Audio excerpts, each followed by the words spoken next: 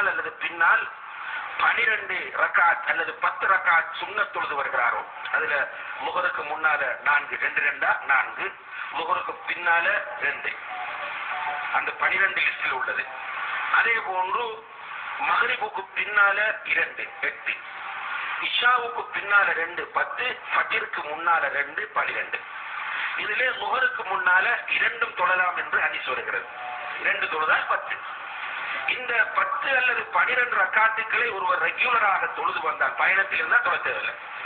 பயணத்தில் இருந்தால் அவர் ஃபர்லான தொழுகைகளை மாத்திரம் தொழுதால் போதும். இந்த ரெகுலரான சுன்னத்தை தொழ வேண்டிய அவசியம் இல்லை, தொழுவது சுன்னத்தும் அல்ல. ஒருவர் ஊரில் இருக்கும் போது இந்த 12ஐயும் தொழுது வந்தால் அவருக்கு சுவர்க்கத்தில் ஒரு வீடு கட்டப்படும். இதை கொஞ்சம் தனிமையில் உட்கார்ந்து யோசிச்சு பாருங்க.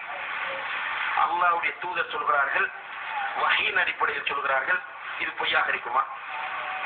இதுல நமக்கு சந்தேகம் வர முடியுமா? நிச்சயமாக வராது. அன்புள்ள சகோதரர்கள், இன்றைக்கு பாருங்க நம்முடைய நிலைமைய. நம்ம 12 சுன்னத்தை பத்தி பேசிட்டு இருக்கிறோம். நம்ம இப்ப பேசுற டாபிக் என்னன்னு கேட்டால்